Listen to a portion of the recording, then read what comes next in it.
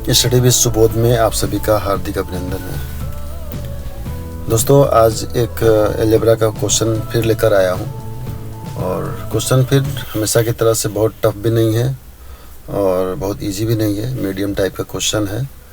2 की power a plus 2 की power b plus 2 की पावर c और ये 328 सॉल्व करना है। यहाँ पर 2 की पावर a कॉमन ले सकते हैं आप। 2 की पावर a जब कॉमन लेंगे तो देखिए यहाँ पर 1 प्लस 2 की पावर b अपॉन 2 की पावर a प्लस 2 की पावर c अपॉन 2 की पावर a हो जाएगा और 328 को फैक्टर कर दिया जाएगा। ब्रैकेट के बाहर कॉमन टर्म है जो उसका कंपेयर कर लेंगे, 2 की पावर 3 हो जाएगा यहाँ पर और इस तरह से a की वैल्यू 3 आ जाएगी। कंपेयर करने के बाद a की वैल्यू 3 आ गई।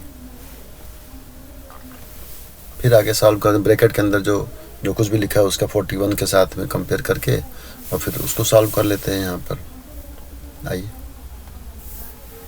सिंपल स्टेप्स हैं इसलिए ज़्यादा कुछ समझाने की बात नहीं है इसमें।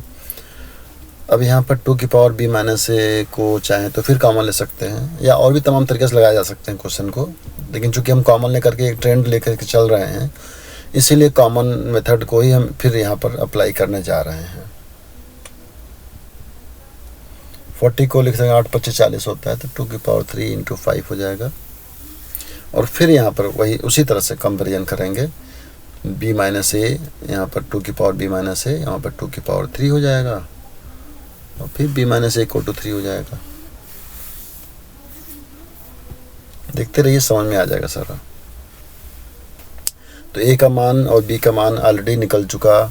अब हम लोग c के मान की तरफ अग्रसर हैं। की वैल्यू यहाँ 6 आ चुकी है, इसको पुट करेंगे और c बराबर हो जाएगा 8